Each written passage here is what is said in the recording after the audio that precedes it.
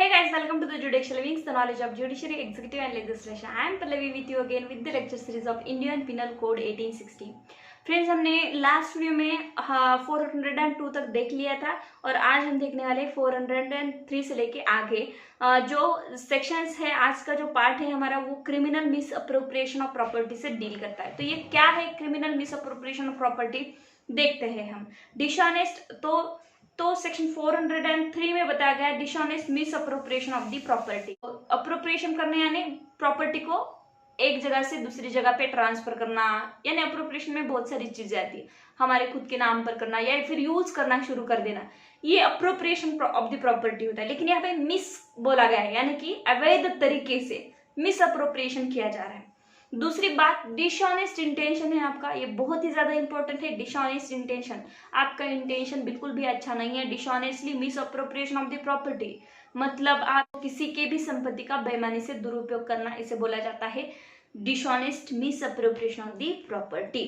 Whoever dishonestly misappropriates और convert to his own use any movable property. तो यहाँ पे तीन बातें बताई गई है। इस सेक्शन के इंग्रेडिएंट्स क्या है? पहले तो कोई भी डिसऑनेस्टली ये काम करना चाहिए, यानी कि डिसऑनेस्टली मिसअप्रोप्रिएट करना चाहिए, उस प्रॉपर्टी का उपयोग नहीं बल्कि दुरुपयोग करना चाहिए, ये हो गया misappropriation. Convert to his own use, कोई प्रॉपर्टी है जिसे कन्वर्ट कर रहे हो खुद के यूज के लिए, जो कि आपको आपके यूज के लिए नहीं दी गई थी। एनी मूवेबल प्रॉपर्टी, कोई भी मूवेबल प्रॉपर्टी होनी चाहिए। तो ये इस सेक्शन के इंग्रेडिएंट्स है। तो यहाँ पे बोला गया shall be punished with imprisonment of either description for a term which में एक्सटेंड टू 2 ईयर और विथ फाइन और विथ बोथ। तो यहाँ पे कहा गया है सिंपल वे में कि आपको 2 साल तक पनिशमेंट होगी किसी और की प्रॉपर्टी का मिस रिप्रेजेंटेशन, किसी और की प्रॉपर्टी का मिस अप्रोप्रिएशन ऑफ करते हो, और आपके पास अगर किसी ने प्रॉपर्टी रख दी है, आप प्रॉपर्टी किसी की लेके आते हो कुछ दिन के लिए, फिर उसका कन्वर्ट वो ओन यूज के लिए करते हो और वो मूवेबल प्रॉपर्टी है, और ऐसा अगर आप करते हो तो आपको 2 साल तक पनिशमेंट हो सकती है। तो ये बोला गया इस सेक्शन में। तो आइए हम उसके एग्जांपल्स कुछ देख लेते हैं। Illustration, A takes property belonging to Z out of Z possession in a good faith. A property लेके गया जेड के पोजीशन से, ये तो चोरी हो गई लेकिन गुड फेथ में ले गया। जब प्रॉपर्टी लेके गया उसका कोई भी चोरी का इंटेंशन नहीं, मिस अप्रोप्रिएशन का भी कोई उसका इंटेंशन नहीं था, गुड फेथ में लेके गया है। तो सिंपल है भाई, मेरा दोस्त है लेके गया प्रॉपर्टी, गुड फेथ में लेके गया, लेकिन उसके बाद क्या करता है वो? Believing at the time when he takes it that the property belongs to himself. उसको लगा कि ये मैं लेके जो जा रहा हूँ प्रॉपर्टी वो मेरी है खुद की, उसको नहीं पता था जब वो लेके गया। A is not guilty of the theft, तो ए गिल्टी नहीं होगा थेफ्ट से। थेफ्ट में क्या बताया गया है? कोई भी पर्सन किसी की भी मूवेबल प्रॉपर्टी उसके पोजीशन से, उसके विदाउट कंसेंट से लेके जाता है तो उसे थेफ्ट कहा जाएगा। यहाँ पे भी उसने यही किया, लेकिन गुड फेथ बीच में आ गया, उसको नहीं पता था। क्या आ गया बीच में? गुड फेथ आ गया, और गुड फेथ में लेके गया, उसको नहीं पता था कि ये प्रॉपर्टी उसकी है, वो समझ रहा था कि वो प्रॉपर्टी मेरी ही है। उसके बाद but if A after discovering his mistake, लेकिन उसको गलती उसको नजर आ गई कि अरे बाप रे, ये प्रॉपर्टी जो मैं लेके आए हुए तो मेरी प्रॉपर्टी है ही नहीं, ये तो दूसरे की प्रॉपर्टी है, ठीक है कि नहीं, जेड की है। Dishonestly appropriate the property to his own use, he is a guilty of an offence under this section. उसको पता चलने के बाद कि ये प्रॉपर्टी जो है ये दूसरे की है, फिर भी वो क्या कर रहा है? यूज कर रहा है उस प्रॉपर्टी को। उसने क्या किया है? Convert to his own use, यानी कि इस सेक्शन में अब वो बैठ रहा है, जो इस सेक्शन के इंग्रेडिएंट्स थे। तो अभी ऐसा कुछ एक्ट आप करते हो, मिस्टेक से ले तो आए, लेकिन उसके बाद डिस्कवर होने के बाद कि ये प्रॉपर्टी मेरी नहीं है, इस पे मेरा कोई राइट नहीं, फिर भी आप इसे यूज कर रहे हो, तो इसे कहा जाएगा dishonestly misappropriation of the property, ठीक है। और 2 साल तक इसमें पनिशमेंट हो सकती है अगर कोई भी ऐसा ये ऑफेंस करता है। आगे का भी एग्जांपल ले लेते हैं हम। ए beings on a friendly terms with Z goes into Jades library in Jades absence. A Z की लाइब्रेरी में गया है जब जेड वहां पे प्रेजेंट नहीं था, अब्सेंट था, and takes away a book without जेड्स एक्सप्रेस कंसेंट, और उसकी बुक लेके आया उसके कंसेंट के बगैर। Here if A was under the impression that he had Jed's implied consent to take the book for the purpose of reading it, तो उसे लगा कि मैं हमेशा यहाँ से बुक लेके जाता हूँ, उसकी इम्प्लाइड कंडीशन है, तो उसकी इम्प्लाइड कंसेंट है, कोई बात नहीं, पढ़ लूंगा वापस आके रख दूंगा। तो यहाँ पे क्या कहा गया, ए has not committed a theft, तो ए ने कोई भी थेफ्ट नहीं किया गया है। उसका इंटेंशन तब ये नहीं था कि मैं इसकी प्रॉपर्टी चुरा के लेके जाऊंगा। प्रॉपर्टी चोरी करने के लिए डिसऑनेस्ट इंटेंशन जरूरी होता है, तो उसका इंटेंशन नहीं था, उसने खाली रीड करने के लिए बुक लेके गया था और उसे लगा था कि इसके इम्प्लाइड कंडीशन है, मुझे हमेशा बुक लेके जाने की परमिशन देता है। But if A afterward sells the book for his own benefit he is guilty of an offence under this section, लेकिन वो वापस देता ही नहीं है, वो सेल कर देता है बुक किसी और को, तो यहाँ पे या फिर वो बुक उसने खुद रख भी ली होती खुद के लिए हमेशा के लिए, तो उसे भी इस सेक्शन के लिए ऑफेंसिव माना जाता। तो उसने सेल करी है, उसका बेनिफिट लिया है किसी और की प्रॉपर्टी का, ठीक है कि नहीं, तो इसे आप क्या माना जाएगा, डिसऑनेस्ट मिसअप्रोप्रिएशन ऑफ प्रॉपर्टी। तो मैम इसे थेफ्ट क्यों नहीं माना जाएगा, उसने तो सेल कर दी, वो तो लेके भी आया, ठीक है, उसकी विदाउट कंसेंट। तो जब उसने लेके आया ना बुक, तब उसका डिसऑनेस्ट इंटेंशन नहीं था, चोरी करने का इंटेंशन नहीं था, लेकिन बाद में उसने ऐसा उस प्रॉपर्टी के साथ किया, तो ये सेक्शन वो थेफ्ट जो है उसे थेफ्ट नहीं माना जाता, ये ऑफेंस कन्वर्ट किया जाता है डिसऑनेस्ट मिसअप्रोप्रिएशन ऑफ प्रॉपर्टी में। क्योंकि थेफ्ट में सीधे सीधे बताया गया है कि जब आप वो मूवेबल प्रॉपर्टी किसी के पोजीशन से आउट ऑफ पोजीशन लेके जा रहे हो, तब आपका इंटेंशन चोरी का होना चाहिए, डिसऑनेस्ट होना चाहिए। तो यहाँ पे वो अगर नहीं हुआ, उससे छूट गए, तब इंटेंशन नहीं था लेकिन अब है, तो इस सेक्शन में आपको पनिशमेंट मिल सकती है।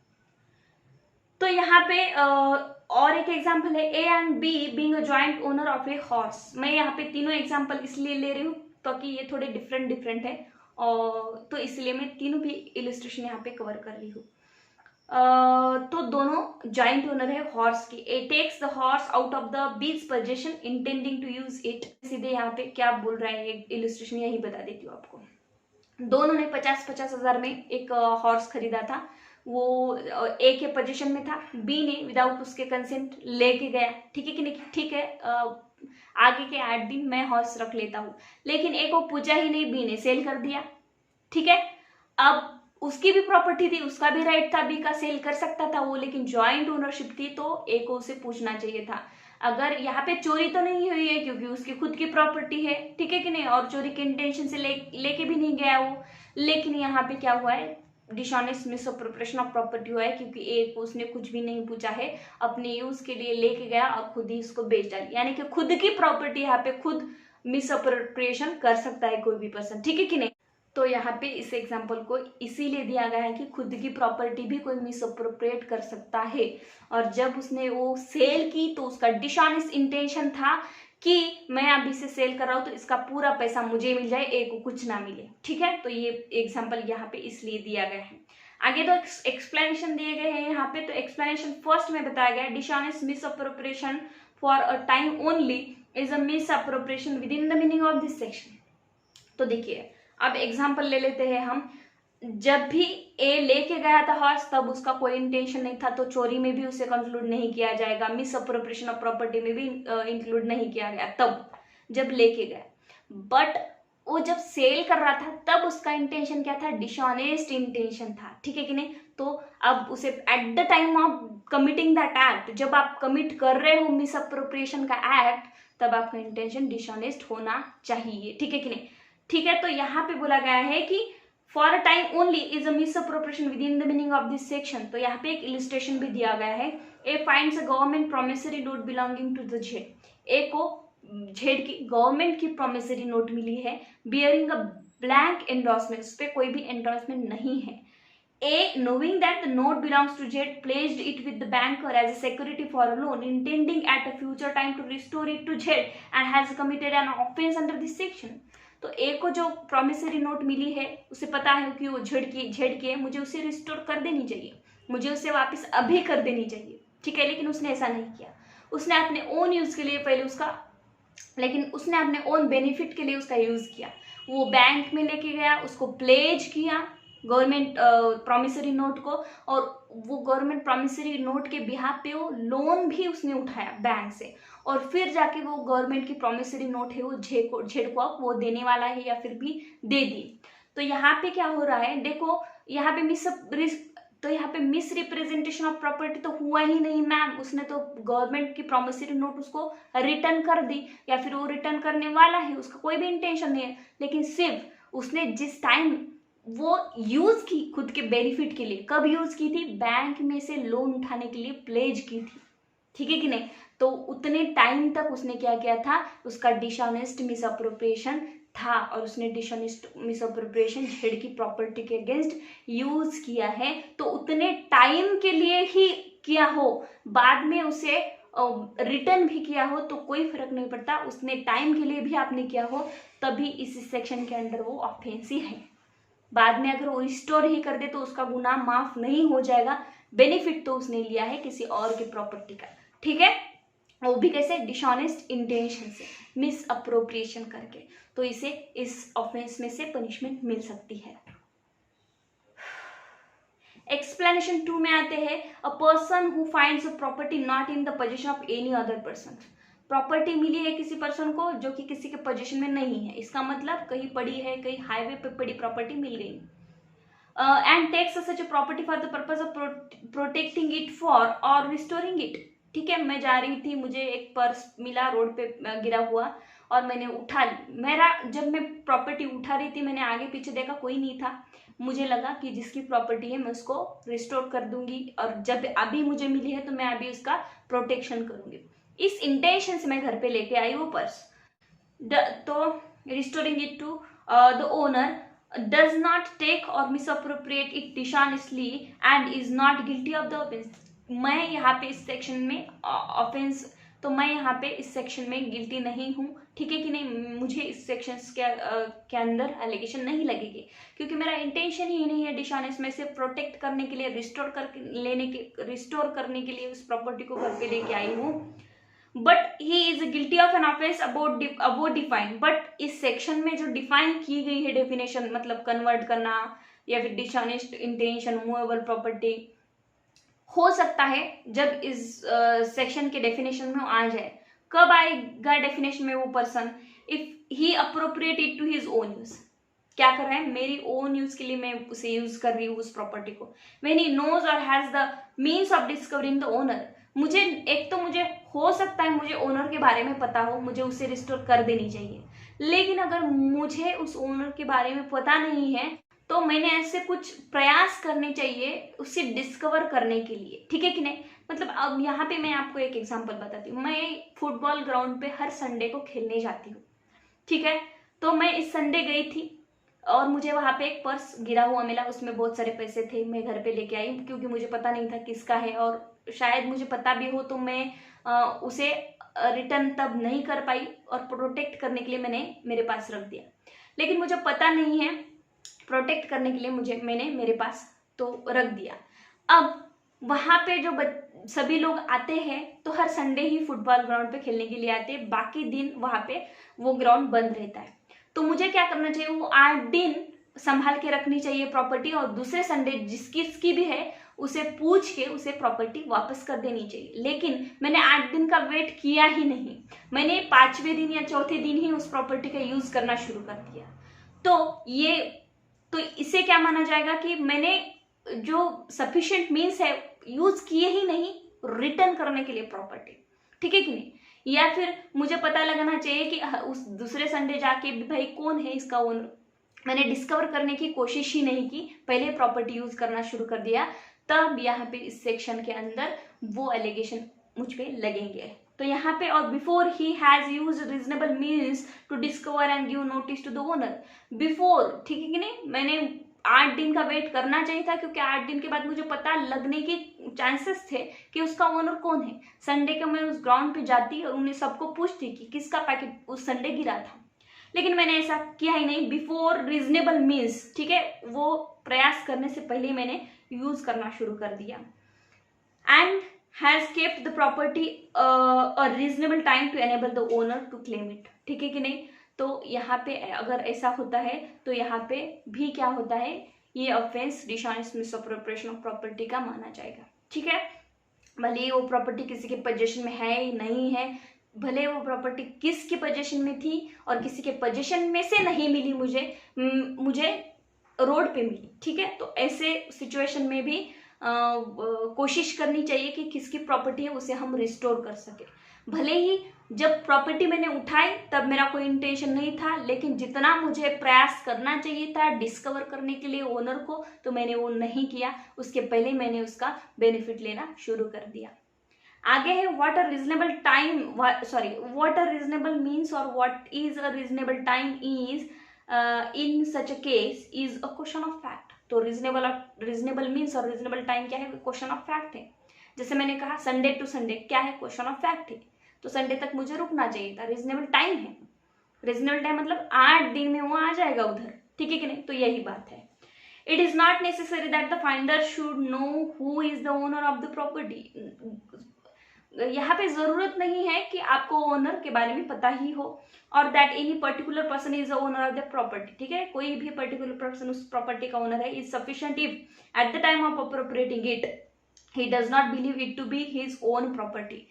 यहाँ पे जरूरी नहीं है कि वो प्रॉपर्टी किसकी है, उसका पर्टिकुलर उस प्रॉपर्टी का ओनर कौन है, लेकिन मुझे खुद को इतना पता है कि ये प्रॉपर्टी मेरी नहीं है जब मैं उसका अप्रोप्रिएशन कर रही हूँ, मैं यूज कर रही हूँ। मतलब वो 8 दिन की जो स्टोरी बताई थी ना मैंने, आज संडे है मुझे प्रॉपर्टी मिली, अगले संडे तक मुझे रिस्टोर कर देनी चाहिए थी, वापस कर देनी चाहिए थी, लेकिन मैं 5वें दिन ही उसे यूज करना शुरू कर देती हूँ, और जब मैं उसका यूज कर रही हूँ अपने ओन बेनिफिट के लिए कन्वर्ट कर रही हूँ, तब मुझे इतना पता होना चाहिए कि ये प्रॉपर्टी मेरी नहीं है। बस यही बोला गया है यहाँ पे।